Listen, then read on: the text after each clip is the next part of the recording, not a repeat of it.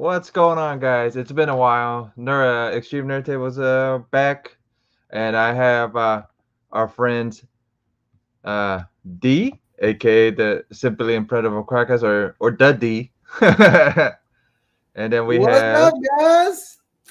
and then we have Wild Mercury Comics, aka Anthony, or yeah, or Tony! Venerella. Yeah. So how have you guys been since the last show we had was before MegaCon, right? I think. Nothing going on over here. Nothing at Yeah, all. yeah. What about you, Ant? Well, I haven't spoken to you in about a month, but Yeah, I think I have some things going on. Nothing Yeah. great. I messaged you. Yeah, I know. yeah, yeah, But yeah, I mean, I went to MegaCon and yeah. didn't really buy a lot. The kid got a lot, my son got a lot, but I didn't buy Good. any. I didn't really buy anything. But it was crazy. I Yeah. do have some things to show you in a little bit. Something that just some interesting nerd stuff that happened to me and my son just 2 days ago, actually, or excuse me, yesterday. But I'll Oh, that's share. cool. I'll share a little Yeah. later. I got some things to show off. Yeah. Nice. Dude, MegaCon was freaking crazy, man. I went. I think Thursday. Thursday felt like a Friday. The Friday felt like a Saturday. Saturday was abnormally full, man. Like ridiculously It full. was nuts. It was actually not pleasurable to be there at all. Yeah, There's that yeah. many people. That and I sounds was- like Saturday at San Diego Comic-Con, where it's so many people, it's tough to move. Dude, it was almost all those 4 days. It was like that, man. It wasn't like one day. It wasn't like a dead. Ask Anthony. It wasn't like dead. You know what I mean? It was No. dead. And No. I didn't go Sunday, but I Uh-huh. heard Sunday was nuts too. Yeah, And Sunday was. Yeah, Sunday's Sunday was- usually not nuts, Yeah, Sunday's usually dead people getting out of there at that point. Not No. this. not this By time. the way, I can't speak about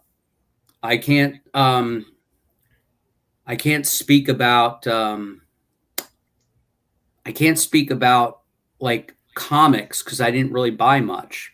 But yeah. merchandise stuff, like I was shopping mostly for my son, giving Right. him an experience because his birthday was like just the following week. So I was Mhm. picking up some things for him. Statues, Funkos, action figure type stuff, totally inflated prices. So yeah, I wasn't surprised at all. I was man. not, and I notice Even books. I noticed that a lot of typical dollar bins, how everybody has dollar boxes. Now they're $2 boxes. It's like $2 Dollar boxes. Tree. It's $1.25, but it's $2. There were no dollar bins. Everything was No. $2 bins. So Nope. and that's a telling thing when you have Yeah. 20 boxes from the vendors that have for years dollar boxes and 50-cent boxes. Yeah. And now the majority were all $2 boxes. So Mhm. Yeah.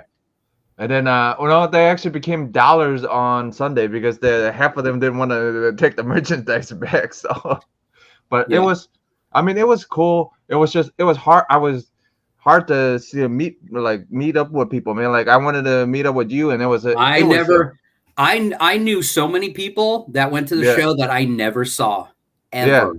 Yeah. Ever. I could. Dude, My cousin went one day. I can barely Yeah. find them. Yeah. Oh. And then don't even get us started on freaking phones, internet. Oh my God! I was just gonna say that. Gone to MegaCon for the last 5 years, or interrupted by the pandemic for a year and a half. No phone service at all. Like I know at like all. 10 feet away, you couldn't text anybody. And by the way, the only place that there was service was right by the main entrance. Like, Yeah, I know. The rest of the place shot to hell. Nobody had service. Yeah. Everybody bitched about it. Everybody. Yeah. And I was gonna go. I'm gonna message Anthony, and I looked at my phone. I'm like, man, he's not even gonna get it, dude. I walked out. Like I messaged a couple of people, and it didn't even send until I walked out of the place. I'm like, son of a. And that's the reason I had to be like tethered to my son the whole time, Yeah, because I knew if I left him anywhere, I would never be able to get a hold of him via phone. I did. I lost the gas for 2 hours on like I think a Thursday or a Friday. I forget what day it was. I think they just ditched you, Jeff, and they were like, I didn't want to say that, but I was thinking it. Yeah. But it was freaking hilarious because I'm looking for them for 2 hours and they were sitting there sitting at the food court. But it was nuts, man. It was like I've never seen it that bad. It was not. It was crazy. Yeah. So with the inflated prices and the gas and the travel and the food, everything was more money. Yeah. The idea that everybody was charging more too, still. I mean, I've read reports that it was the largest attended MegaCon in a long time, ever. Because they said they sold out. Because I asked a couple of the guys that were running the thing, they said they sold out. Saturday was sold out, like completely sold out, like no tickets at all. Yep. So the convention. Yeah, so whatever. Because I was thinking about coming, and as of the Sunday before, they did have tickets, and I was gonna go. And thankfully, I didn't. Yeah, because a lot of you heard, right? Like if you were on the forums of MegaCon, a lot of people were saying they had caught COVID right after. Yeah. Oh yeah, I had it right during. So Agent DeCamp, friend of mine, who's been on my show, him and his wife got it right after. Yeah, a lot of artists. I've heard a lot of artists did. Even Sarah even got it. Sarah Frazetta even got it. Really? You know what I mean? Yeah. So she even got it right after. Like a lot of people. I even told her, I go, a lot of people who have reported that they got it right after. I'm not surprised. I mean, she was hanging around you a lot. So I'm saying. No, she was hanging around Black Flag a lot. Don't get that. Don't get that because the last time I went.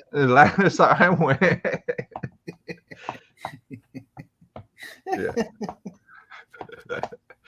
So what did we get? Yeah. What? Oh, okay. What we did get? Okay. From MegaCon. I had MegaCon from home that week, so yeah. So I bought a few books just because. Yeah, that's what you got, buddy. Yeah, you got you were safe. Yeah, I'm gonna show what I picked up for a couple of weeks. Hey, Anthony, I'm gonna go out on a limb as we're gonna see some big boobs on comic books. You think so? I think so too. On a limb here. I could be. I think so too. Oh, in Jeff's collection? Yeah. Of course. Yeah, I think so. Yeah. Yeah, I picked up this yesterday. Michael Turner. Prize. Right. Oh, Michael Turner.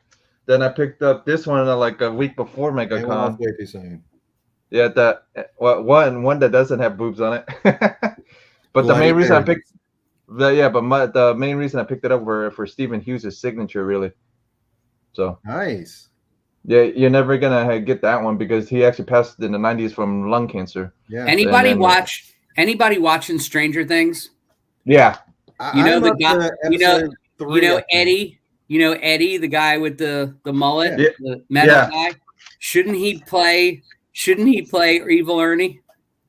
That'd be cool. That would be good. Yeah. And it's funny too because Brian Pulido, the creator of Evil and Lady, he keeps putting side by side pictures of him when he was drawing Lady and Ernie with Eddie from Stranger Things, and it's the same haircut, same face, everything, same denim jacket, It'd be cool. I mean, it'd be cool. There's this one scene where he like opens up the door, and I'm like, oh my gosh, that is Evil Ernie. Yeah. No, but that would be be really cool because Ernie was supposed to be a movie. I've heard in interviews where Brian was talking about it. Originally, he was supposed to be in movies, so. Yeah, and then I picked this one up, Holly and Sarah's Red Sonja. What is it? It is the Immortal Red Sonja 1 variant. So nice. Oh, nice. Yeah. Hey, there's a signature on it. Yeah, there's Sarah's signature on there. Nice. Yeah. Yeah, grab that at Black Flag. I spent a little bit of money at Black Flag. Was that a con exclusive or? Yeah, con exclusive. Yeah. Nice. Very nice. Yep. And then I picked up. Finally found this Bruce Timm Vampy. A hard pull though. That is right out of like Batman the animated series. If Yeah. Vampirilla was in it, it's beautiful. Yeah. Yeah, this is one of my favorite Bruce Timm ones. There's a black cover that he's the black cover he did with Vampy. I didn't like it so much, but this one was the one that I liked the most. And come to find out, this one was the harder one to find. Anyways, it was a ratio variant originally. So that's awesome.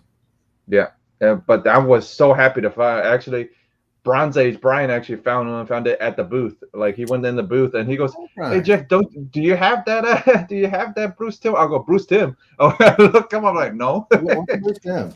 Yeah, and then we found Cookies, Johnny Quest book in the same booth. So that was kind of funny. Then I saw the video of him getting that. That made me so happy. Yeah, you see how happy he was. That was awesome.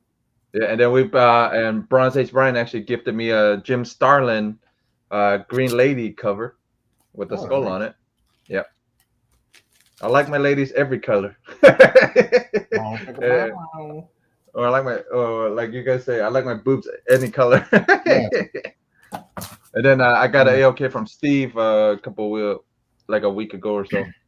A White Widow. Steve is not shy about the AOKs. I've got issue. Is that do they only have one issue of that? I mean, one series of that? Yeah, I think so. I think there's going to be a second series coming because I saw a Kickstarter for it. So, or third issue 1 come out. It was hot. Yeah, and then got this Vampy from Steve too. So nice. And then I picked this one up like a week after MegaCon. So. All I'm noticing, I'm seeing a trend of virgin vampies, and I just don't feel like that's right. And then I picked this one up, Purgatory. Oh, that's cool. Yeah, foil variant. And then I picked up this one. Simply, actually, it was the only a couple of people posted when I posted it on Wednesday. I mean, I'm glad somebody read the damn post. A lot of people didn't. let me see the picture. Hold it up. Yeah. All right. It looks better. The angle that you did on the, what do you call it? Which it was like, why are her hands so big and her ass so small? I had a kind of artistic thing going on there. Yeah. But lots of working out, man. Lots of working out. No, it was not enough working out. Oh yeah. It's a Carla Cohan. It's a Carla Cohan cover too. So touch it before it gets. No, it's Carla Perillo now. Carla Cohan Perillo now. They're married now. So wait, since I had the best comment, do I get the book? Was that the contest? No, best comment wins. That's what it was. Yeah, I win the book. No, you don't win the book. Nabbit. I picked up this Dave Stevens. Nice. God. Yeah. I got a couple of Dave Stevens books that I picked up recently. You actually got to find the other ones. But and I picked up the new Death Dealer book. A new who? The new Death Dealer book. The new Death Dealer book. You read that? You said you liked it, didn't you? Yeah, I enjoyed it. I enjoyed it. So I got a Blake variant. Yeah. I got a couple of variants of it. So. Nice. Yep. The main reason I picked it up, I kind of figured a couple. Yeah.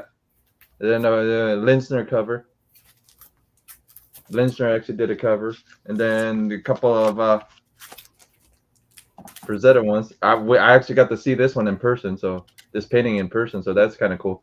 Nice. Yeah. That's an awesome. And this is Death Dealer 1. So. This is actually the painting is actually called Death Dealer 1. So. Oh, nice. Yeah, and then this was an exclusive from MegaCon. Nice. And this thing was painted on a metal, like almost like metal, like a piece of metal. So that was kind of neat to actually see it actually in person. That thing was actually painted on metal. Like this whole thing was painted on metal. Nice, like a printing press. Yeah, almost.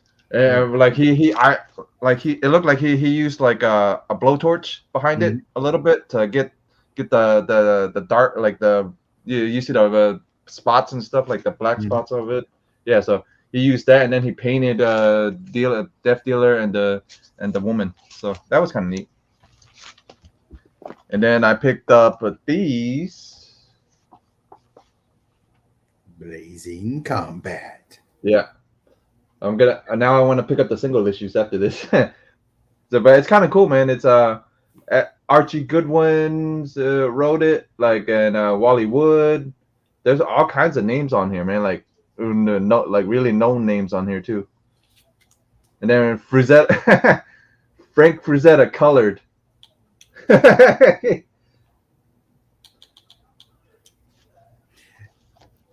And then we didn't know you. We would think you kind of like this Frazettas. yeah.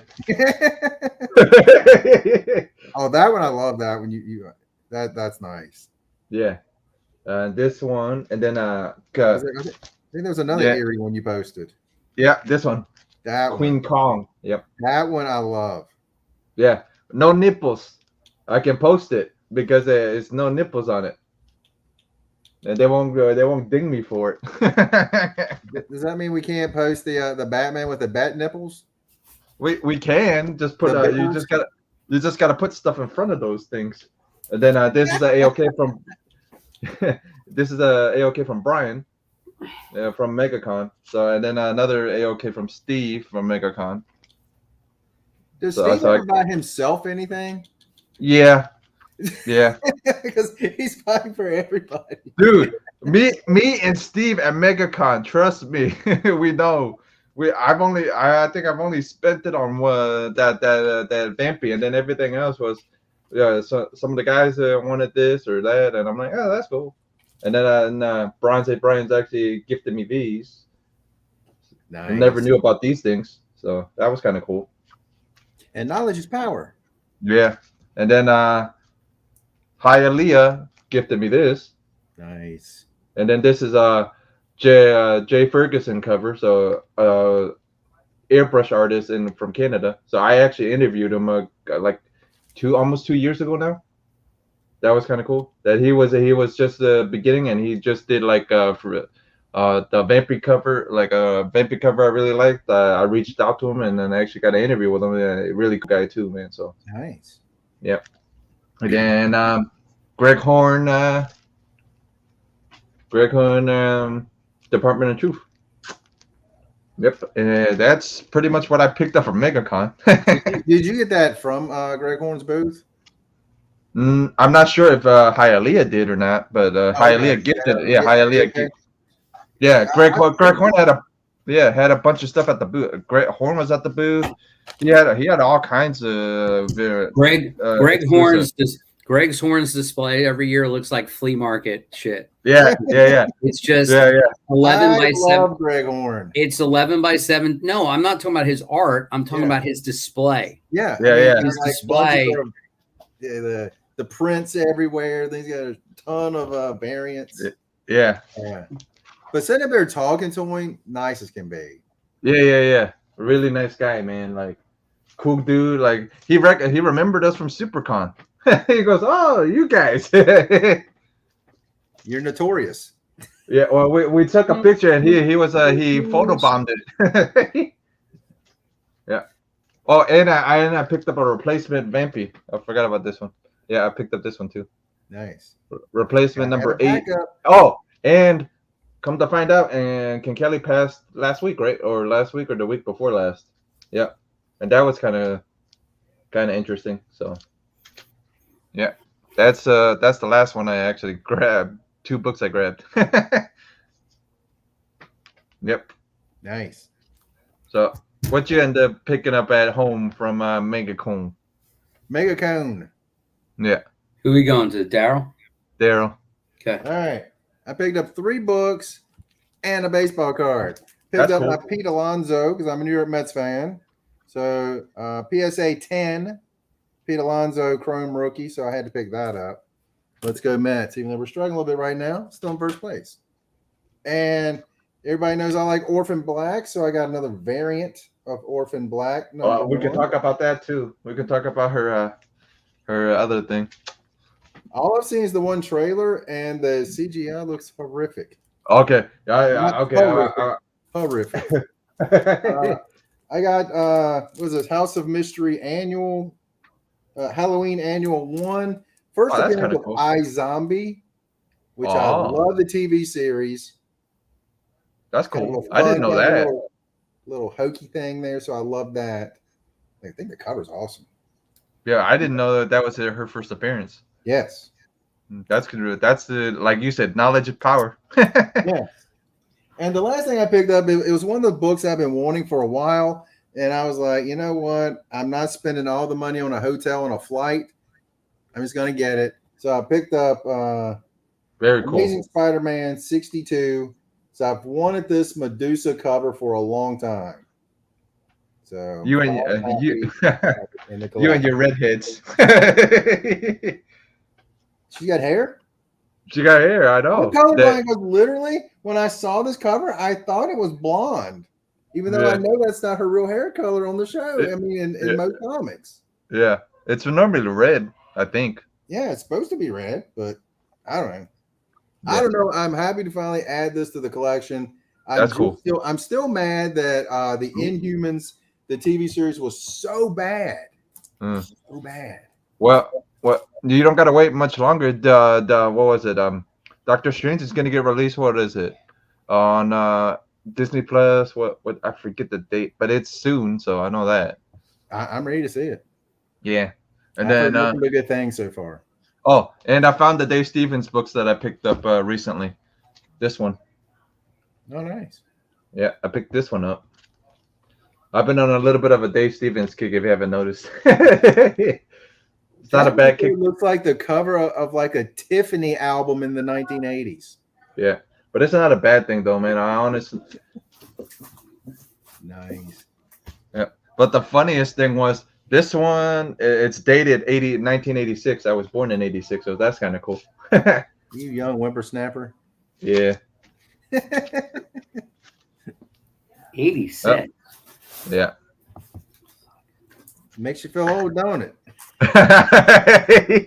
So what you end up picking up for these past couple of weeks, Ant? Talking to me? Talking to you. All right. Well, hey, I did pick up some stuff at MegaCon. I'll show you if you zoom me in there.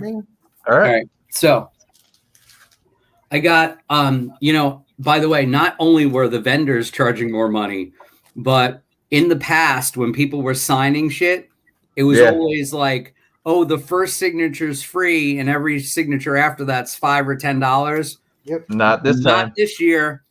Everybody was $5 or $10 per signature.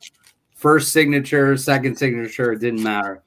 But I went a little indie, even though Tony Daniel was there and does Batman and did Justice League and did a bunch of, like high-end stuff. Mm-hmm. I decided to get his creation signed. Oh, that's cool. This is the 10th number 1, first appearance of the 10th and all the characters. So I decided that was something good to get signed by Tony Daniel. And Capullo was there. And I could have had some cool death metal or whatever. And I had a couple of those on me, like with Wonder Woman on it and stuff. But you know what? I got him to sign a bunch of shit the last MegaCon I saw him at. And I noticed online he's been posting a lot, and again, I know. And by the way, I didn't think of doing the Demons whatever book, which I do have him in that Scott Snyder book. But I saw him on Instagram posting his first original IP that he's drawing again, and it's the Creech. Nice. Oh, that's cool. I had him sign. I don't even know where it is. Oh, there's his signature under in silver under the Creech. Nice. Can't really see it in the glare, but I wanted him to sign a copy of this is the first appearance of the Creech. And by the way, because comic books don't pay anymore, everybody's doing their own thing. And I saw on Instagram on his feed that he's coming back with the Creech. And then I just picked up a couple copies of Sergeant Fury and the Howling Commandos that I needed for my collection. And then speaking of She-Hulk, this is the only other thing that I bought for myself. I got this Marvel Legends She-Hulk. I like that. That actually looks nice. Really Let me see if I I can take the glare off so you can see, it's a really nice figure. Yeah. She got 2 heads. She's got a nice screaming head and a little calm head there. And yeah, it's a really nice She-Hulk figure. That is awesome. She looks like she's at a Def Leppard concert singing Poison Tear on Me. There you go. But yeah, it's a really nice figure. She doesn't look anything like this She-Hulk, which is nice because that's a man. This She-Hulk is very nice. And then if there's any Dragon Ball people out there, I got these for my son. Oh, that's cool. I got one of these. This is, of course, Vegeta. And by the way, Chris Sabat, who is the voice of Vegeta and Piccolo and a lot of the characters on Dragon Ball, he knows my son because my son comes to see him all the time. And my son pays for signatures, but Chris, from the kindness of his heart, does quotes on it. He's got Kakarot on there, referring to Goku. And he also takes pictures with my son just because he digs them. And then from My Hero Academia, he also does the main character, All Might. And my son, who's a big anime manga fan, got these 2 signed. And now I want to show you something special. My son, and again, I'm bringing up my son because it was his birthday, and I have something interesting to show the audience in a second. Also, that's cool. A friend of mine who I went to college with, she has a daughter named Carly King, and Carly King is a professional martial artist, and she specializes in sword play, and more specifically, dual lightsaber like Darth Maul. And lightsaber play. And she's made a career on YouTube, which in a moment I'll show you her website. She's a big Instagram star, TikTok, YouTube, all that stuff. At maybe some point I can even invite her on the show. It's a friend of mine from college. Both my friend Lara and her husband, Mike, I've known for over 30 years. And their 21-year-old daughter was at MegaCon doing Star Wars role-playing in that Star Wars area. Oh, and cool. And then they're like, oh, yeah, because I knew their daughter was into Star Wars and stuff. But I didn't know she was like actually a career YouTube professional doing sword fights. She has done duels with Ray Park. Bro, that's really the cool. original Darth Maul. And here's the deal. She is good friends with Sam Witwer. Sam Witwer is the voice of Darth Maul in the Clone Wars animated show. Mm-hmm. And he also was on Smallville. He played Doomsday. Oh, okay. On Smallville, the show on the CW. He played Doomsday for a couple of seasons. He who was Allison Mack's boyfriend on the show. And he also was on Supergirl for a few years. And he was also in another sci-fi show called Being Human. He does a bunch of Dungeons and Dragons podcasts with Freddie Prinze Jr. and some other nerd people, and by the way, he's also a voice. He's a voice on the Batman podcast that's really big. I think it's Batman Unburied. It's like a #1 podcast on iTunes now. He's the voice of the villain there. But long story short, he's Darth Maul. And my friend's daughter, who's friends with him, got him to send my son this Darth Maul Funko. Oh, that is so sweet. Signed. Can you blow me up there, Jeff? Yep. Gotcha. Give me your editing check. Ooh, that's cool. Okay. So not only did he do that, he wrote Kenobi on the side. Oh, that's cool. Like, say that? Yeah. That's really cool. So, yeah, Sam Witwer. Then he also gave my son this original piece of artwork, and I don't even know who drew it, but he signed this. Oh, that's really cool. And it's original because there's white paint on here. That is beautiful. And then he also sent my son this, which is signed. That's cool. Okay. And the thing is, I don't have it pictured because my son wouldn't let me bring it in my office. He gave him a 13-inch tall Hot Toys of Darth Maul. Ooh, wait. Wow. And get this, he took it out of the box, signed it, and then put it back in the case. Oh, that's really cool. So my son has it displayed right now, and by the way, it's valued at $400 or $500. Yep. Yep. And it is gorgeous. So Hot Toys are amazing. well, my son wouldn't let me bring it in the. But I want to share with you really quick. The woman responsible for sending me all this stuff. I just want you to see her stuff real quick. Oh, that's cool. Yep, I got you. Okay, she is Carly King. Oh, really cool. She has 56,000 subscribers. As you can see, she's showing off different lightsaber reviews. Mm-hmm. You see her entire lightsaber collection. That's awesome. And then this, you'll see she does actual lightsaber stuff. Mm-hmm. Like, let me see if I can play this without. I don't think there's any music here. The stream has look at the snow. Okay. Wow, that is Dave Bautista? She played Dave Bautista? Here. See this? Yeah. Okay, I'm done. These are so cool. 10 out of 10. 10 out of 10 for the spin.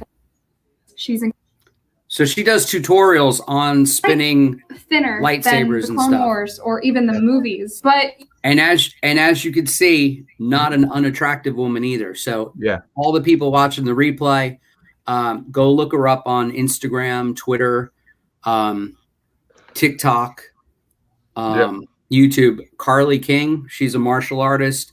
And by the way, she's moving to Los Angeles soon to actually get some work with Lucasfilm. She's also a stunt woman and all that stuff. So, that's really cool. And again, daughter of a friend of mine who I just didn't know was in the industry. And in light of my family situation and my son's turning 13, she's like, hey, does he like Darth Maul? And he was like, and I was like, yeah, he's a big Darth Maul fan. And I said, well, okay, well, I got something coming in the mail for him, and we received it yesterday. So that's really cool, man. A cool thing for him. Yeah, real nice. Great. Yeah, man. So let's get into these trailers that's dropped, like She-Hulk. Well, I know both of you guys are big She-Hulk fans. So what did you guys both think of it? I saw a revised version of it in 4K that wasn't 720 or whatever the original trailer that popped. It did look a little better. Okay. I have a feeling that it's going to be more polished, the CG when it comes out. I think they rushed it a little bit. Right.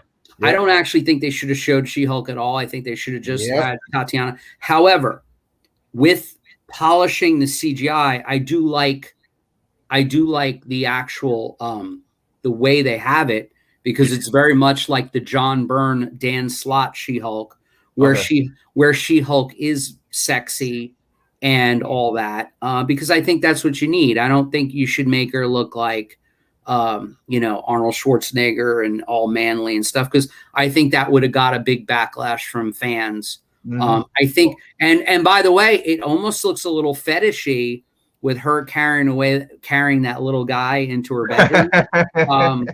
I kind of want to be that little guy, so I'm just saying. I didn't like it. Like to say the first one, I just didn't like her looking almost like a green Jessica Rabbit. That's the I mean, like her waist is like yay big and her butt's like yay big and her boobs are like yay big, and it's like let's get like more at closer dimensions to a person. But I'm looking forward to it. I am. Okay. I do want to see the revised trailer and everything, so I can make a more informed opinion of it. But looking forward to it. And then Black Adam trailer, kind of a Black Adam trailer ish. So what did you guys think of that? It's The Rock. I'm sold. I think it's gonna be. I'm there for it. Right. I think they really didn't show us much in the trailer. I mean, Hawkman looked really good. Atom Smasher. The characters look good. It's just, I just hope, and I don't think it's going to be shoddy. I don't think The Rock's helming as a producer, just like Shazam, it's going to be good. Yep. And that's all. You know, I'm going to see it when it comes out, and I'm not going to put any hate on it because I'm not into that. I'm always about like see it. I'm not going to judge anything by a trailer personally, because the thing is, you know, people make mistakes in marketing, and people also don't show you stuff purposely, and they really didn't show much. I think the only thing that I thought was a little weird is how much they're harping on that anti-hero thing. Right. You know, like to actually physically say, well, you shouldn't kill. And he's like, well, I do, whatever. So, but, you know, because I think that trope's getting a little played out, but whatever. I still think it's going to be good. And I hope Justice Society gets a good thing. So maybe they can roll that out and maybe put the Pierce Brosnan. Maybe they put the JLA mistakes behind them. I don't know. You know, but the Pierce Brosnan Doctor Strange actually surprised me a little bit. You know what I mean? So Dr. Fate, you mean? Dr. Fate, yeah. My bad. Dr. Fate. Yeah. Looks good to me. I mean, you know. Yeah. Anytime you get that gold helmet rocking around, I'm like, okay. Yeah. Let's go. Yeah. You know, and again, it's like, you know, the proof is in the pudding when it comes out. We don't know. Right. I mean, you know, but again, you know, it looks he's a superhero looking dude anyway, so it's about time. Right. And whatever, you know. It's funny when you put him beside what's his name, Levy, that did Shazam. Yeah. Right. And I'm just like, all those fake muscles he has, like that Rock brings his own. Yeah, the Rock suit is probably paper thin because those are all real it's just like muscles. spandex on him. Yeah. Yeah, man. He's probably like looking at it like, crap. And is it 2 that he's gonna be facing on for them, or is it supposedly right? Who? Levy's supposed to be facing on. Supposedly. No, they haven't said anything. You know, people are talking about Cavill being in it. I don't know. Who knows? We're gonna see when the movie comes out. You know. Right. Yeah, I mean, I just gonna say it's gonna be interesting. You know how big The Rock is. You know. I mean, I hope Gal Gadot's in it, and they keep that a secret. You know, you don't know. They're gonna bring something in. They got to bring something existing in just to tie what they have left together, because God knows they don't have much left. This whole Flash thing is falling apart on them. It's terrible. Yeah. That's a bad PR shit going on with the Flash. As long as it's not a Joker, I'm okay. Bring you bringing that up. There's actually a second one with Joaquin Phoenix. They greenlit one. I thought the first one was just pure garbage, but I'm in the minority on that. Yeah, you are. Yeah, so there's that's coming, and then anybody watch The Boys? No, I haven't seen it yet. I have to finish watching season 2 before I watch this one. Well, make sure the kid's asleep. I'm just giving you a heads up for season 3. Kid watches the shit with me. What are you talking about? Okay. Asleep. Yeah. I took him to see Deadpool when he was 6 years old. Don't worry about it. We're good. All right. No, yeah, man. But one thing I have heard about it is it's got more dong than The Watchmen. That's good. Yeah. That's one thing I heard. I don't know. We all know what they look like. So it's all good. Wait, what's it look like? Yeah, but what's everybody think about Stranger Things? Is great. I've finished the first 3 episodes, and I'm trying to kind of slowly watch it because I don't want to just blast through it in one day. Right. I'm just trying It's been out for a month, D. Yeah, I know, but I usually try to wait till it gets at night so I can watch it. What does everybody think of Obi-Wan? What do you guys think of Obi-Wan? I enjoy it. I like it. It's good. You know what I mean? Well, I'm asking the guy with the Death Star shirt on. It's one of these things that I have no need for because I'm like, between episode 3, he's got the child, he takes the child, drops it off at the. What do you mean child? It's Leia. Why don't you just say her name? What are you talking about? No, I'm talking about Luke. When he took Luke to over there, and he's like supposed to be watching over Luke the whole time. So I'm just like, okay, he's sitting there in his little dojo hut over there somewhere. Yeah. And then when the episode 4 comes around, he's like, hey, okay, now it's time for me to mentor this kid. I didn't really need to know anything in between. Having said that, you're talking about the movies. Yes, between episodes 3 and episodes 4. Oh, okay. Okay, because at the end of episode 3, he takes Luke, and and you see him, he's off on the planet. So and then now when I'm watching this, I'm like, it's all right, but I was like, that stupid Leia, just let Ben just take you and do things. Look, that didn't come out right, man. Come on.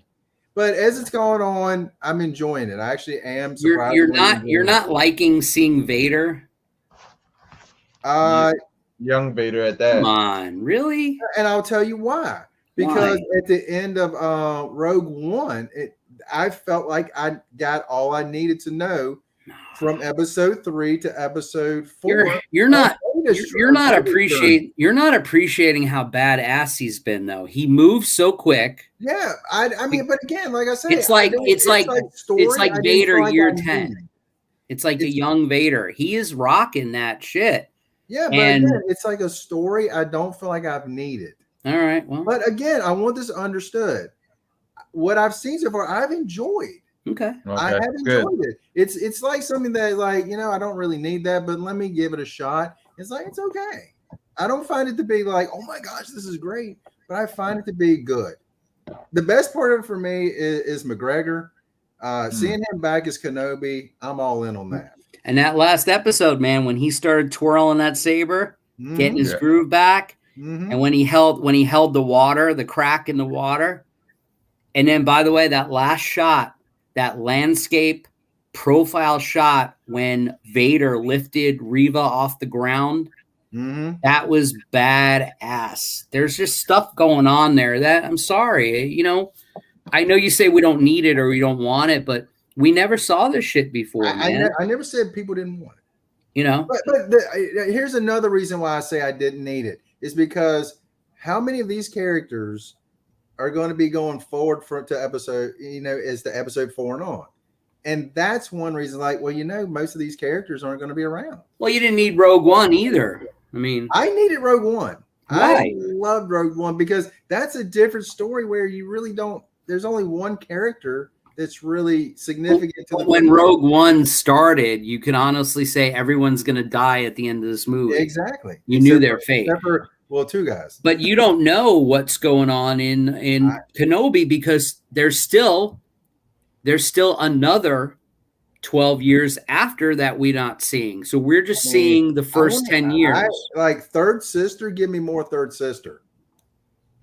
I think she's just, I'm just well, see, you're in a minority there because no one likes her. I don't mind her. I want to be at the top of the food chain and I will take control. I'm telling you, Reva, her backstory is she was one of the younglings that survived Order 66 or whatever it's called. Because remember they showed a bunch of kids. What? What'd you say? I said I knew nothing of that part and none of that story. Yeah, but that's but even at the end of Revenge of the Sith, that was the whole order to kill all the Jedi. Yeah, I knew that, but I didn't know she was part of that. Well, no, all the Inquisitors are. Yeah, in the Kenobi, they said all the Inquisitors are former Jedi who are now on the dark side and became Sith. They're all Jedi. Either when they were younger or older. That's how they formed that thing. So my point is, I just think it's interesting. I think I personally love it. I don't care what anybody says. I personally love it because I'm getting my Star Wars fix, and I like Kenobi, and I like that Leia's in it. I'm so fucking tired of Luke Skywalker. I never want to see Luke Skywalker again. I know I will, but I just can't stand. Everything's always about Luke Skywalker, and I hate Luke Skywalker. And we brought this up last night. What do you think of that little droid that Leia has in the show? You think that's going to be the next? I think Daryl should play disc golf with that droid. I very well think I could. Yeah, no, I could get decent distance out of him. I'm saying, is it going to be the next Rogu type thing? No, not at all. You don't think so? There are no little cool characters in this thing, and that is a big bonus. If anything, Yeah. Vader merchandise is going to increase big time Okay. in this show. Okay. There's going to be a new appreciation of the people that never saw Vader really, and this is showcasing Vader a lot. Mhm. And I don't know. I mean, you know, give me Vader fighting Kenobi all this time. What I don't understand is a lot of online people are like, these people don't know Star Wars. How did Ben Kenobi not know that Vader was still alive? Well, in the episodes, when he was in the lava getting burned up, yes, he knew that Anakin became Darth Vader. But after that, when he went and picked up the kids and took Leia to Alderaan and then Luke to Tatooine, it's not like he was in communication with anybody. He's living in that little cave.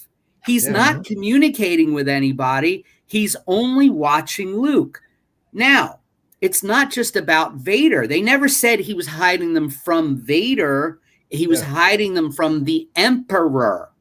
So why is it such a stretch for him not to know that Anakin survived or didn't survive? That doesn't make any sense to me. There's nothing in the original prequels or the original trilogy, that states that Ben didn't know he survived or did know he survived. So I don't know why that's a stretch that people have such fucking problems with. I mean, people lost their minds over that.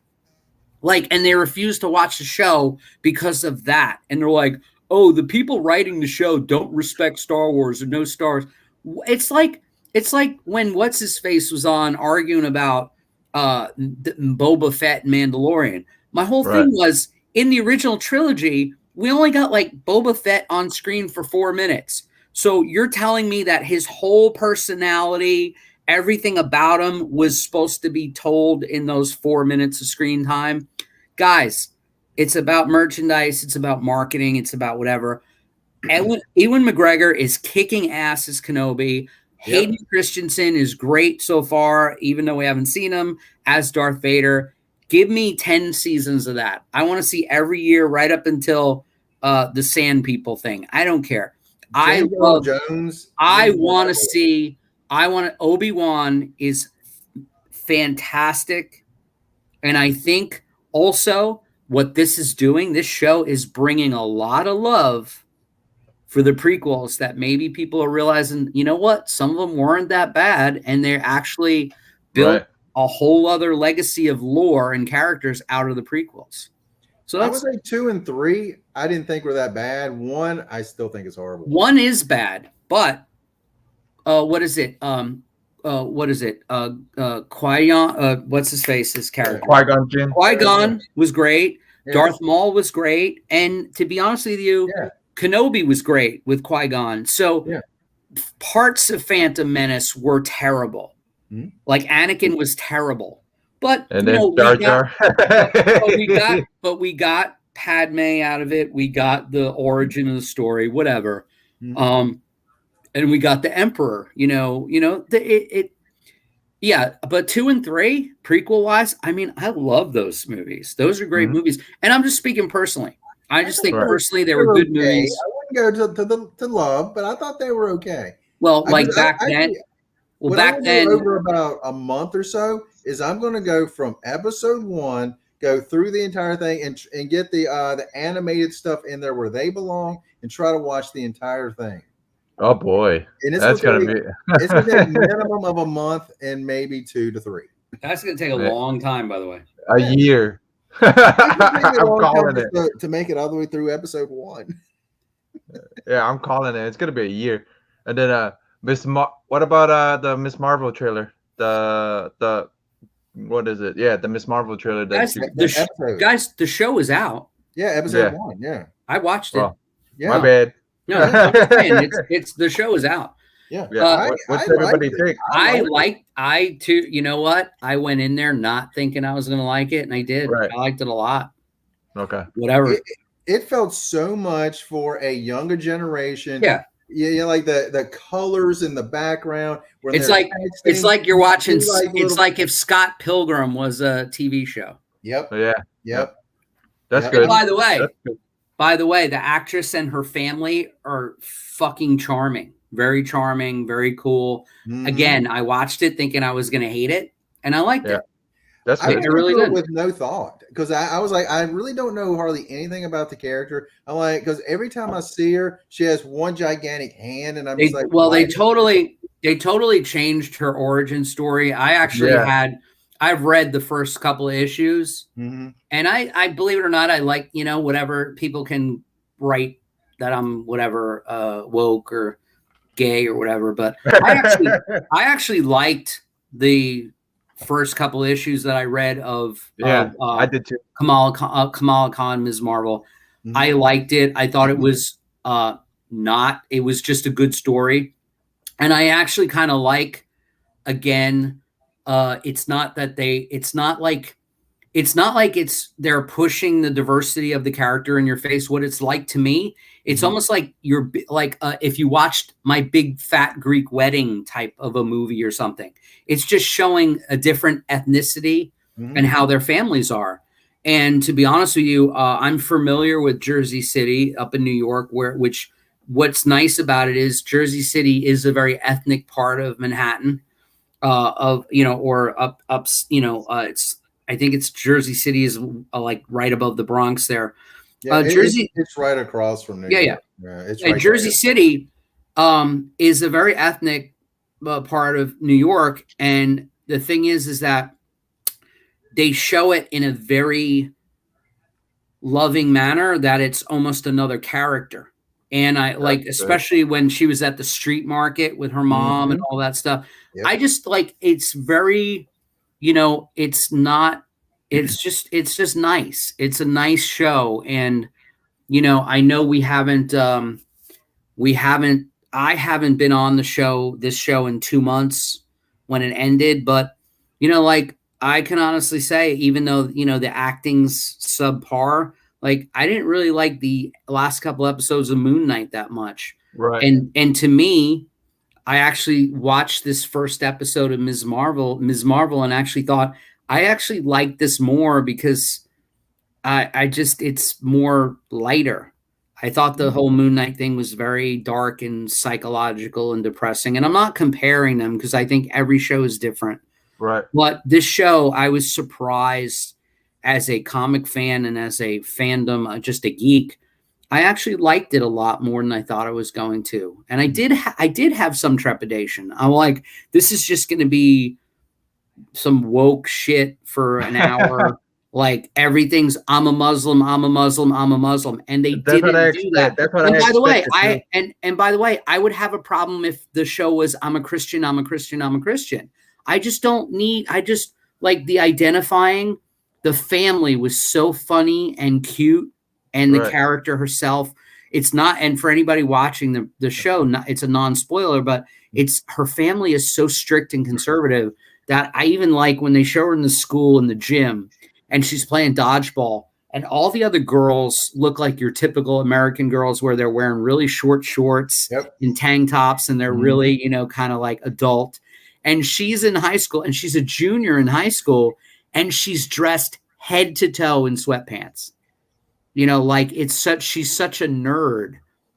And it's nice because it's your typical, I'm sorry guys, but you know what? It's not very far off from Spider-Man Peter Parker. Right. You know, it's a nerd in high school who gets powers. Now, the origin of her powers in this show, from what I remember, don't resemble the comic book at all.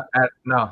But because I think it said comic wise, I think it said it was Inhuman or something. Oh, that's right. Yeah, she was granted her powers like by the seeding of the Inhuman gene or whatever, like from the actual Inhumans.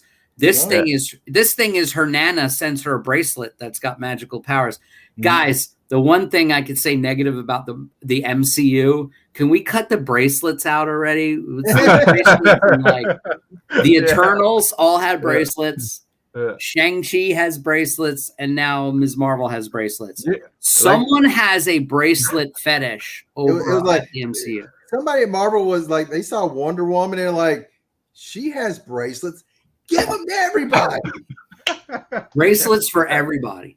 But like you were saying, merchandise, man. Like well, what you know what I mean? Bracelet, Miss Marvel bracelets coming. You never That know. makes no sense.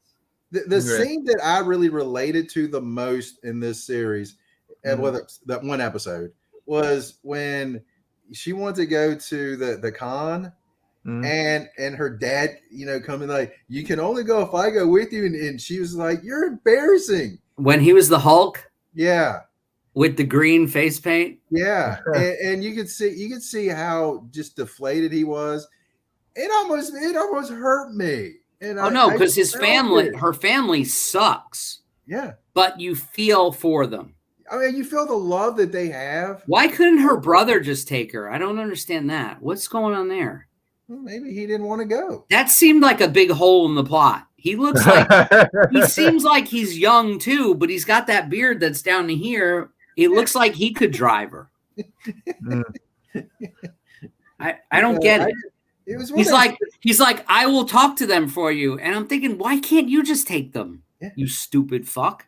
Yeah. you useless sibling. It could be I forget. Isn't he the younger one though? And she's the older. He can't be. No, he's like 6'2" and has a full beard. When they said that it was her brother, I was like, excuse me? Yeah. I thought it was like uncle. Yeah, no, he's the brother. Yeah, I know he is. I know. So drive her to the fucking convention. And did they really explain what he does? Is he in school? Does he have a job? I don't understand. I don't think they did. No. I don't get it. But whatever. Yeah, my point is, they never beat it over the head that she's a girl or that she's a feminist or that she's a Muslim or whatever. They're not beating it over the head. They're just showing her as she is. Yep. And I find that refreshing. And I think, unfortunately, people are not giving it a chance. Right. Like Rotten Tomato bashing it the fucking back. And I just think that's a shame. I just think people need to, I don't know why people, and again, I know I've been hypocritical over the years on stuff, but to be honest with you, I don't know why people have to go out of their way to make things fail. Like, how about you just don't watch it? Right. Okay. Well, some of these people are paid for reviews, so they give their opinion of it. Yeah. Yeah, but online, people that aren't paid, I mean, people are just being mean. Is just full of hate. People are just being mean. Keyboard warriors, so that's what they do. Yeah, like we're giving our opinion. Yeah, we're giving our opinions too, but you know, I mean, we got both sides. You know what I mean? We got both sides going though. Some of us don't like. You know what I mean? So did you guys get what I said about the Flash earlier? Speaking of negative PR, yeah. I mean, you know that Ezra Miller is now being accused of grooming an underage girl to do drugs and whatever. And here's the bad part: they can't find him now. Oh, that's not good. Yeah, I have not been following that story. Yeah, well, Ezra Miller, of course, a couple months ago got accused of trying to hurt people in Hawaii.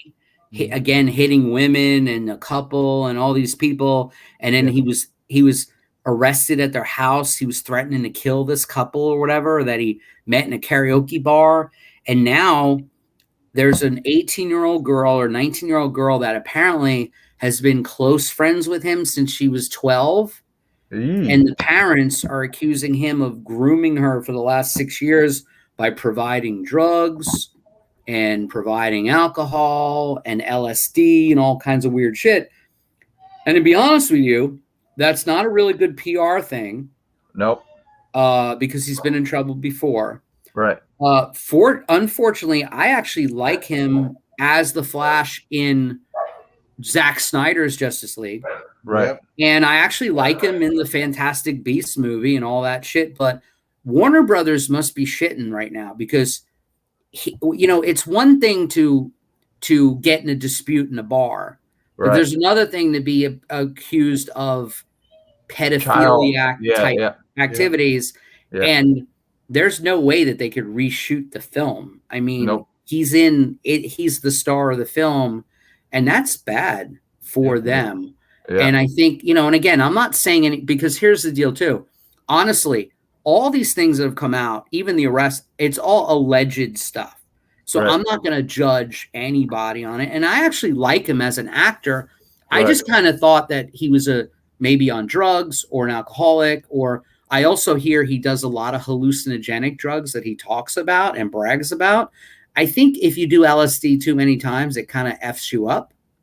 So my point is, though, I hope the guy gets his act together, and I hope Right. WB can put a PR spin on it, because between that and the Amber Heard thing, they're really digging themselves a hole with these actors, and I kind of think it sucks a little. Since you're bringing up that Amber Heard thing, have you seen there's covers called Pooh Bear covers or whatever. They actually did one where it actually Winnie the Pooh. It's actually female Winnie the Pooh. It's actually mirror, and it actually shit in a bed. So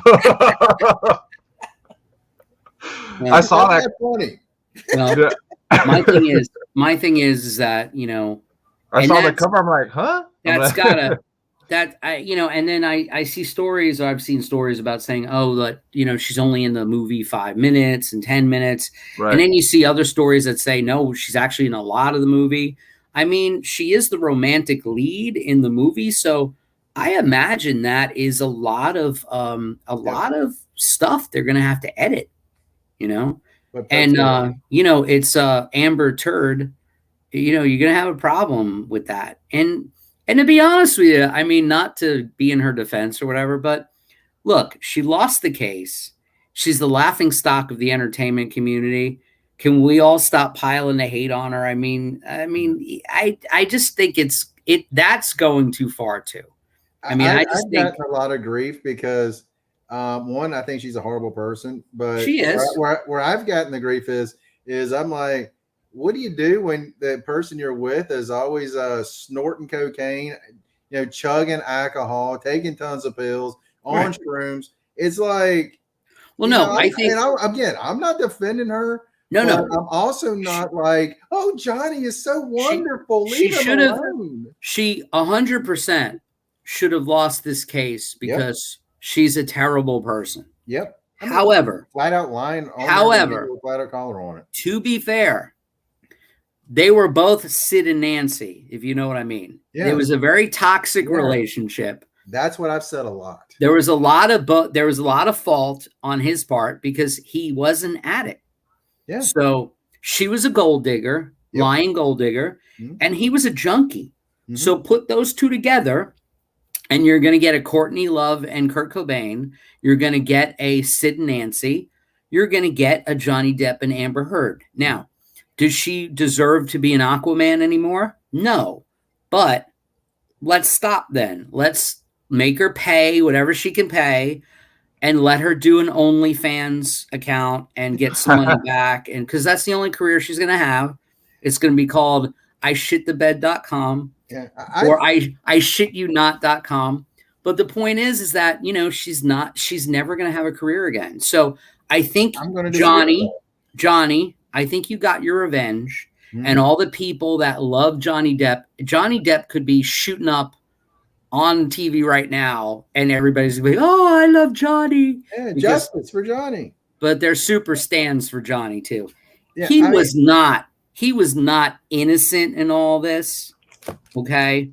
Yeah. When you date women that could be your daughter, you should probably, you know what you're getting. However, everybody that's watching this and replaying live, she was 100% in the wrong, but 2 wrongs don't make a right, and it does take 2 to tango.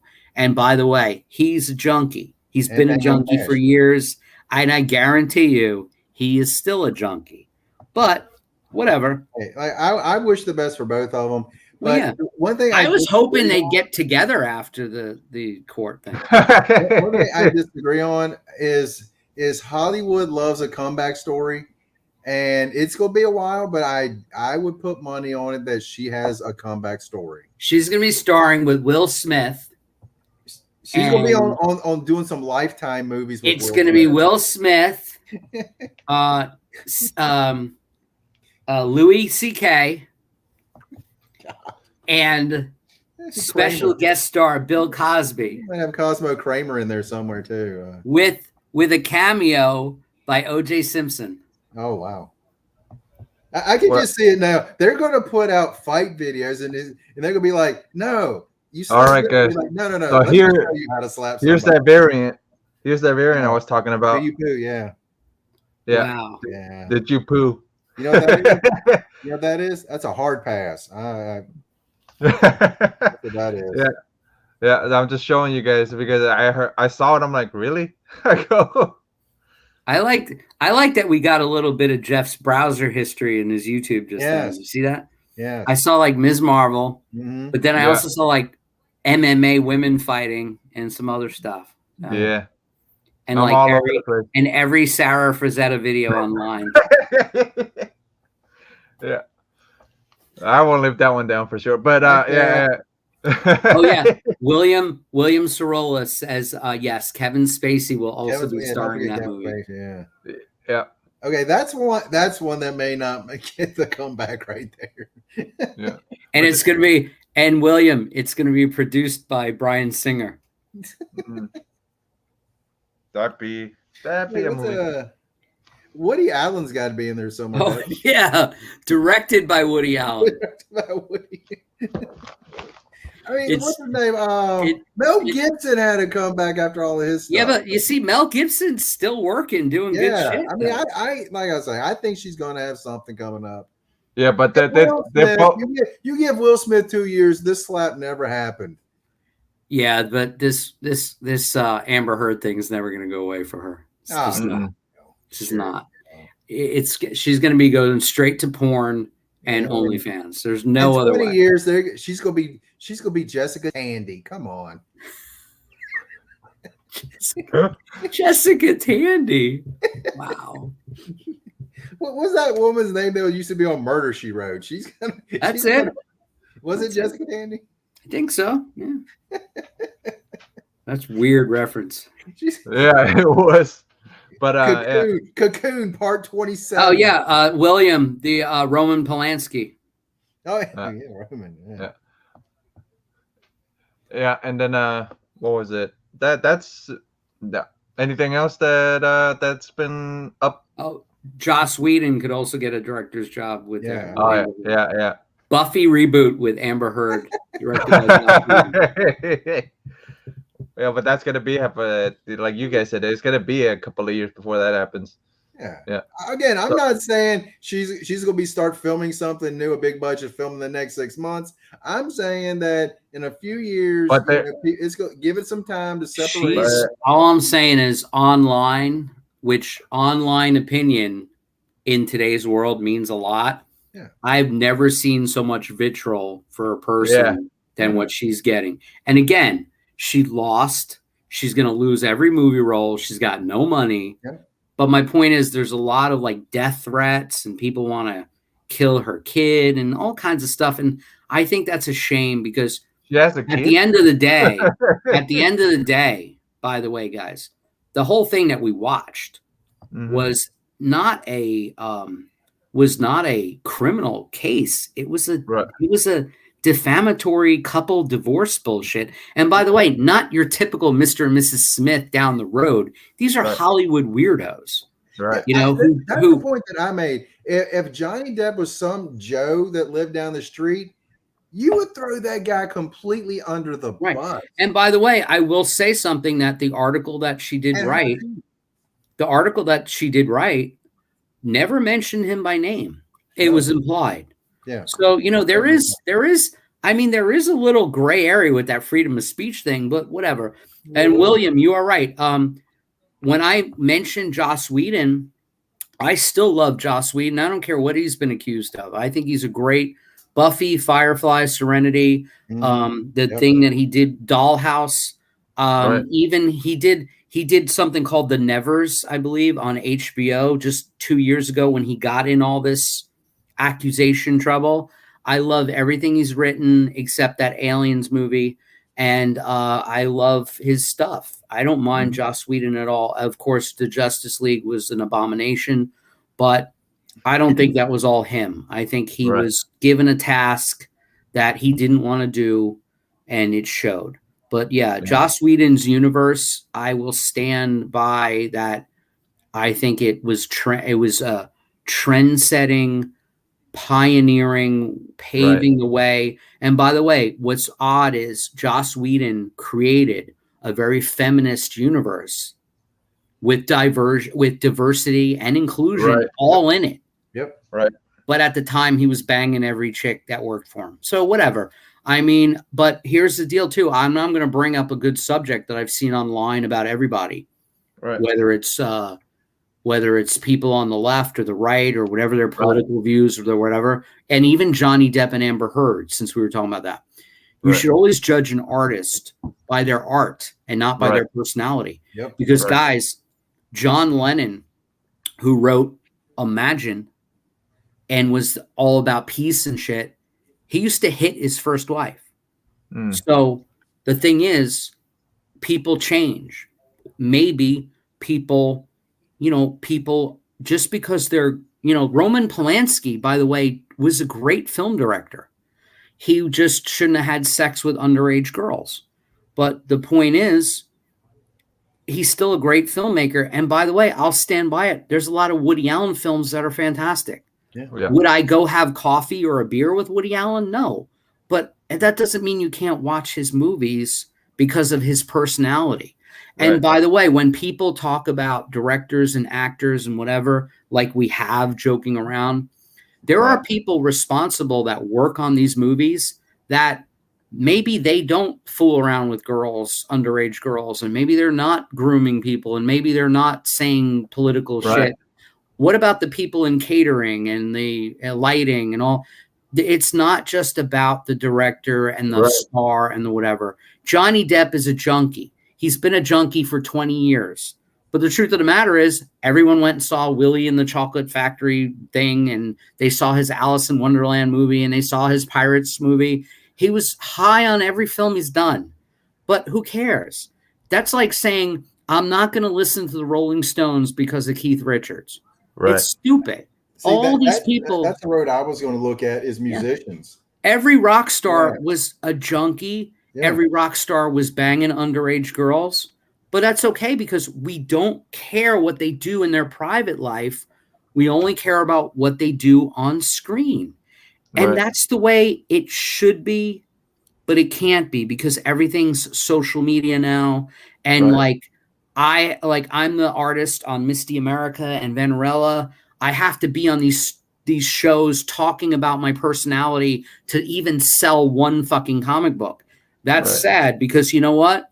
When Joss Whedon was doing Buffy and Angel and all these movies, we didn't know shit about him. I didn't know if he was straight, if he was gay, if he was whatever. All I did was see his name, Joss Whedon. And he wrote Toy Story. So he had some chops. Yeah. But the point is, and by the way, remember when Buffy was so female-centric and had like singing episodes and all that shit? So I'm thinking, hey, maybe this guy's not even straight. Maybe he's a gay guy. But you know what? I don't care because I love the show. And you know what? That's the way entertainment should be. You should judge art. I agree with that to a point. There's a point where it's like, you cross the line. Oh yeah, if you're a reprehensible person, that's it. But I totally agree. But the fact that we know everything about everybody's bedroom behaviors and stuff is ridiculous in today's world. I mean, like Firefly, you're talking about the different characters. So many of those the female characters were so strong. Of course, and interracial couple on there, and it's such a great show. So huge props to what he did there. Yeah, I that's why I only have two. I want to know about them outside, people outside of their profession. I enjoyed this person in that movie. I don't want to know. Yeah, don't ruin this for me. Ruin it for me.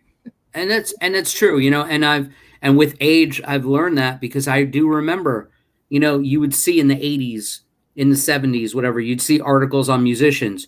Oh, this guy is gay, or this guy is a drug addict, or this guy. Who cares? I like his song. What do I care about who he's sleeping with or what drugs he's ingesting? Just let me hear the song. Yep. And to be honest with you, none of these people, like, I don't think any of these people got up in the morning, like when they Right. started acting and said, I want to be a role model. And you know Right. what? I'm going to sum up this conversation with, Barkley said he did not want to be one. I'm going to sum up this conversation with one person. His name is Robert Downey Jr. Yeah. Okay. Before social media, Robert Downey Jr. was a pariah in entertainment. He was arrested numerous times. He was a drug addict, hard drugs, and he was a fuck up. Less Than Zero was might have been an actual movie about. Yeah, it was a biography on Robert Downey Jr. Yeah. So, there you go. Like I told my friends, like, dude, I wish the best for these people, and in time, people change. So we just wish the best for them and hope they change and become good, positive role models for people. Yeah, we'll say. Well, we're running an hour 15, so I know. I haven't been on in a month. Randall Biggins will never be a good role model. I don't know. That hat that he wears, it's beautiful.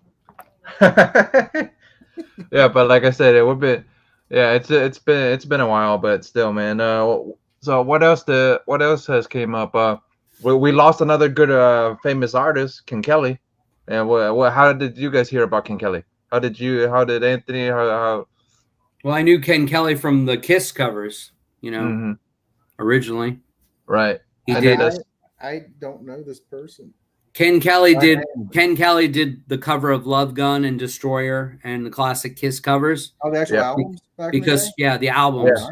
Yeah. Because Frazetta was too busy or something, or couldn't. No. The story is Frazetta wanted too much. Gene Simmons wanted to pay Frazetta whatever he wanted, but the manager at the time for Kiss did not. So he handed it off to Ken Kelly. So that's the story with that one. That's interesting. Yeah. So I did not know that. Yeah, but Ken Kelly did Destroyer and Love Gun. Love Gun. He did some Vampy covers too. He did Vampy 6, Vampy 8, Vampy 46, and then a couple other ones too. But he's a great, you know what I mean? He was a great artist, cool. And then related to the Frazettas.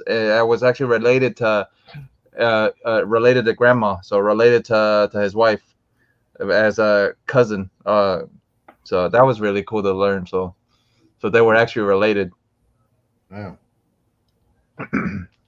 Yeah, that's pretty much most of. And then did you go to the George Perez thing? No, that was on Sunday. Yeah. If you go on Facebook, they do have the ceremony or the service live. If you look it up. Yeah. It was touching. It was nice. Yeah, okay. Yeah, because I heard about that when I read the pamphlet. So I'm like, oh, okay. Yeah. Squeezed like right after Perez or before Perez, Neil Adams died, and not too many people talked about Adams passing. Yeah, no, it seems like Perez overshadowed Adams passing. Right. No one's talking about Neil Adams passing away unless it's a Mandela effect, and he didn't. I just feel like he passed away, and no one. I have an autographed Neil Adams print up there. But I don't remember anybody really taking the time. George Perez, the Simply Normal podcast did a show almost entirely about Neil Adams. Well, I'm sorry. And then I mentioned him on Instagram too. So I was a little over there. Awesome. You need to check those guys out. I was a little preoccupied. I haven't been online lately looking at this. No, you're good. Yeah, I mentioned it where he actually did a story in Vampy 1 and stuff like that, and a lot of people don't know that. You know what I mean? Like. Originally, when I started collecting the Vampy magazines, and I seen him like him drawing something on on the cover and whatever. I'm like, why is Neil Adams drawing stuff on the cover? And then I actually looked through it. I still think it's very much like Farrah Fawcett syndrome. Farrah Fawcett died on the same day as Michael Jackson. Yeah. Right. Yeah. And no one was talking about Farrah Fawcett because Michael Jackson died. Right. Like you said, which is a shame because Farrah died of cancer, but Michael Jackson died of an overdose. So just saying. And to this day, no one has ever sold more posters. No one ever had more pencil eraser nipples either. Yeah, but but the big, yeah, like you said, the biggest thing is they both pass on the week. One passed the week before, and then Right. week after. Yeah. So it's kind of, you know what I mean. It's kind of interesting that, like you said, only a couple people mentioned Adams. Not a lot. You know what I mean. But Perez, like almost everybody had something to say about Perez. Like, And but again, Neil, like I said, Perez was really nice. Neil Yeah. Adams was not. right, Great artist. And again, Right. art and artist. I Right. loved everything Neil Adams ever drew. I was a big Yeah. fan of. Yeah, me However, too. when I met him, he was a dick. Perez was not only a great artist, he was the nicest person you could ever ever meet. meet. In fact, I met Adams, and the first time I met him, cool as can be, but he sat there and chatted with me, and he charged me for the signature, but Yeah. I sat there and talked to him for a good 5 minutes. Okay. But the next time I went by, I noticed there was no one near the booth, and I was like, so this must be a bad day that he's having. he was if he all he was interested in conversation with me was my MasterCard. That's it. He didn't care about talking to me about anything. And by the way, I met him twice, and it was the same experience. Mm-hmm. Maybe I was off-putting to him. Maybe he didn't Right. like my beard. I don't know. But he was not warm whatsoever. I mean, I've heard that about him. Yeah, I've heard that about him. So, man, like I've heard, double-sided. I heard some days I had a really nice conversation at MegaCon, believe it or not, with Tom King. Tom King, every time I meet him, he is the nicest dude to me. He talks to me. I don't know what the thing is, but I like, and I'm like, hit or miss with Tom King as a fan. But every time I meet him, he's so nice. So whatever. I was gonna ask you if maybe he's seen some of your videos and he's like, I need to be really nice to this guy. But no. Tom King isn't a guy I've really ever slagged. I've never said stuff. You kind of ripped him on his Batman stuff. No, that was James Tinian. Tom King. I actually like Tom King's stuff. Oh, I thought you didn't like his stuff because I mean, after issue 50, I had to stop because I was like, no, you just. I actually started reading him after 50 because of everybody hating him. I wanted to go the other way and go against the grain, and I read everything he did. And also, I'm a huge his Vision book. I was a huge fan of. That one, that I'm a huge fan of his Vision. I liked Mr. Miracle too. Yeah, and I'm gonna like. I will get eternal hate for this, but I actually liked. What do you call it? The fucking thing with the psychiatric. Not something. What was it? Crisis. Crisis. I liked it. I don't know. I don't know what people were talking about. I thought it was cool. I don't know. I don't know. I just read shit for me. I don't get what I don't care what anybody thinks about. I mean, I ask people, but I really don't care. I like that. Why do you ask? Because we're on a show. Oh, then I won't say anything. It's like that. Why are we talking about it? I did love Moon Knight all the way through. Good. I know you said you didn't like the last couple episodes of it, but I enjoyed it all the way. I also had a tragedy in my family that was kind of distracting. I really, to be honest with you, it was hard. And by the way, it happened after episode 3. So the last 3 episodes, then I had to watch with that in my mind, and but it would have hit the movie. hard, man, the movie had to do with a mom and a son kind of thing. Right. So it was very it was just. I liked the last episode. Yeah, I just didn't like the other 5. Right. It was a little touchy. That's all. I thought Oscar Isaac's acting and Ethan Hawke's acting was beyond reproach. But again, I didn't like the story. I just thought it was too National Treasure Indiana Jones for me. I was like, where is Moon Knight? Because I think they went 2 episodes like Boba Fett where you didn't see Moon Knight at all. You just saw, the 2 characters yelling at each other and some hippos. The hippo. Yeah. But and I did think that they kind of like, did they just borrow Wonder Woman 1984 outfit at the end with the gold wings and the things and everything? They did everything. Probably. Again, Marvel learned that Wonder Woman was great. Apparently, they didn't get the memo that 1984 was terrible. Yeah, apparently. But I did like the show. I think that's a show where, again, I was in a really bad mental state. And I think I have to go back and watch it again because I couldn't enjoy anything for that month. Nothing was palatable to me. So yeah, we got you, man. So we get it. And then, I mean, honestly, it wasn't. You know what I mean? It wasn't horrible. You know what I mean? A lot of the stuff coming out from them, it's not bad, man. Like Disney wise, but it's like you said, it's double edged. You know, and all of that stuff is double edged sword, anyways. Like, some people like it, some people dislike it. You know. The thing is I just feel like I don't think whatever you just got to keep putting content out because you got to put content out anyway, and whatever sticks, and whatever doesn't. That's like, and again, to talk about Star Wars again, I would rather see 10 Star Wars shows where half of them are good than one bad 2-hour movie. Right. Because the history of the movies aren't that great in the last 10 years. So in the last 10 years. So my point is that at least the TV content, and they're working on Ahsoka or whatever, that stuff, there's a chance that some of it's going to land great, some of it's not, but that's what TV's about, One thing that I do hope that they don't just start rushing, as long as they give them time to actually work on it, make it right, at least, let me rephrase that, make it right as the best that they feel is right, because sometimes they will just rush. It's like, we got to get this out. We have a date. We have to have it out. And I think that it can be an issue with as much content as they're trying to put out now. Right. It's a lot, dude. It's a lot of content though, man, because they're trying to compete with Netflix. They're trying to compete with Amazon. They're trying to compete with everybody. You know what I mean?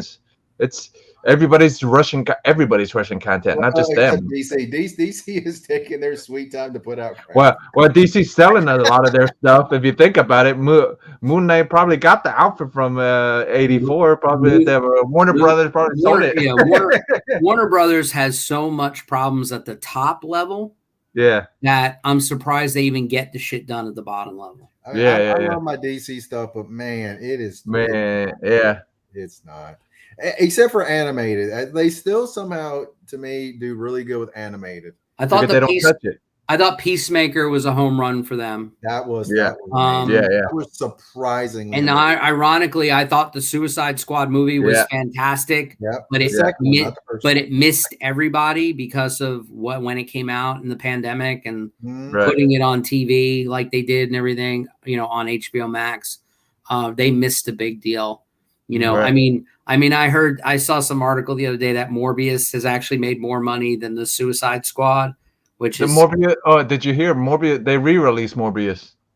I gotta tell you, I watched Disney? I watched Morbius 2 weeks ago. I kind of fell asleep in it, but it wasn't that bad. I mean, it was bad, but it wasn't that bad. I will tell you this. I liked Morbius better than Venom 2. Okay. I didn't like Venom 1, so there you go. Venom 1 is good. Yeah. Venom 2, don't see it. So somebody didn't listen and just re-released it because all the memes they got all these memes, so we're just gonna re-release it. They re-released that, and then did anybody watch Jurassic Park yet? No. I've heard a lot of bad reviews. Anybody see Top Gun? I've heard good things about Top Gun, and Top Gun is fucking fantastic. Yep. Good. Unfortunately, D. Unfortunately, D.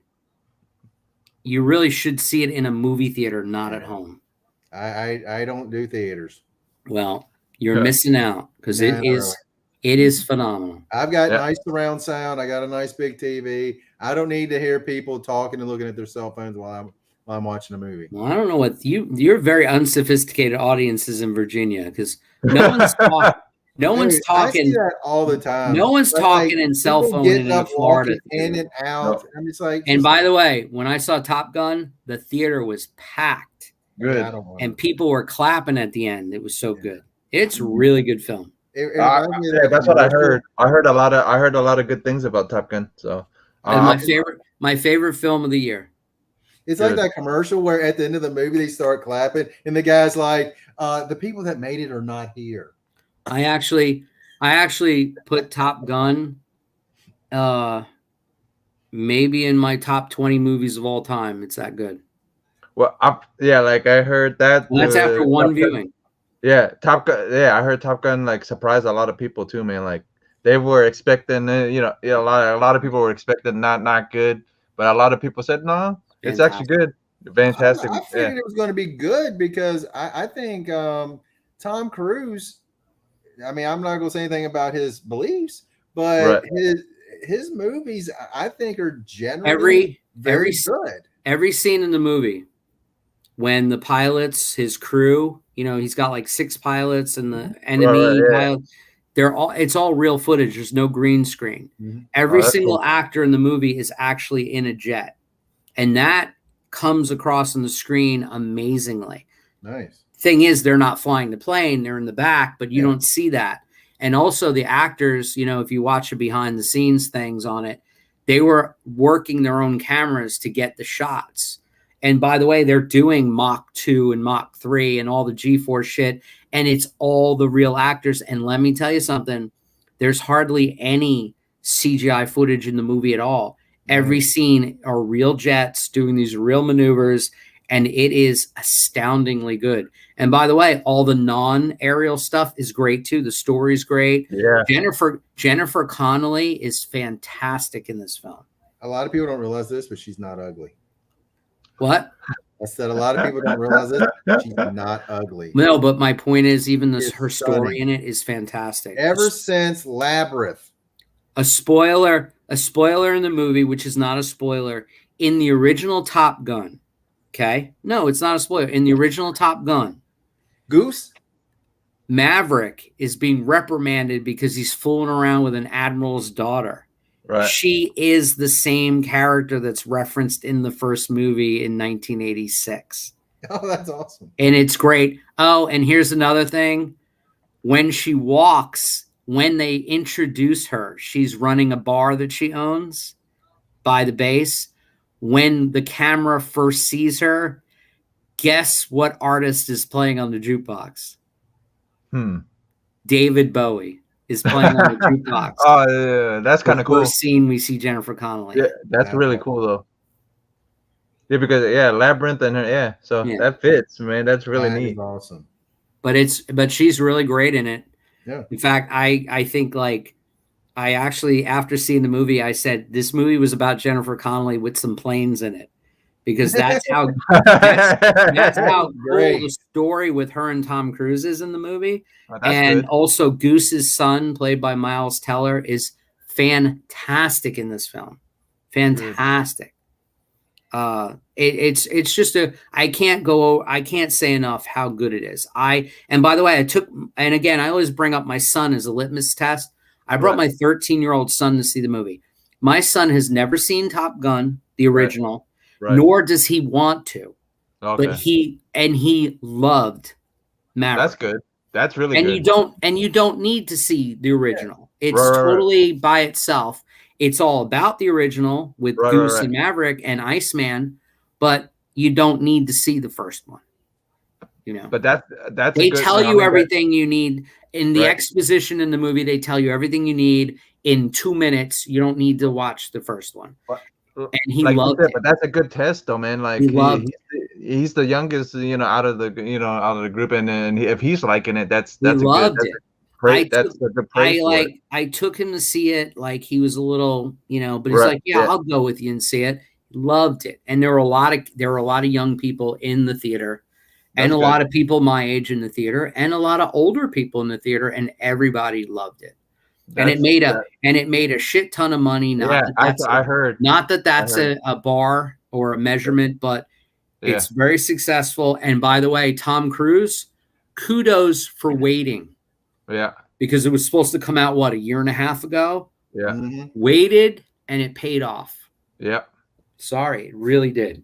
Did you ever see the TV series Pensacola Wings of Gold? Yeah. Love that series. Yeah. And when I think of these movies, like the Top Gun movies, I'm like Pensacola, that show, it feels like to me it was almost like a middle ground for these two movies. And I love that series back in the day. We had these like Top Gun pilots and stuff on that series. And by the way, Top Gun had no politics in it whatsoever. That's good. That's really good. In fact, you did not even know what enemy they were fighting, because they never mentioned that they were Russians or Middle Eastern or anything.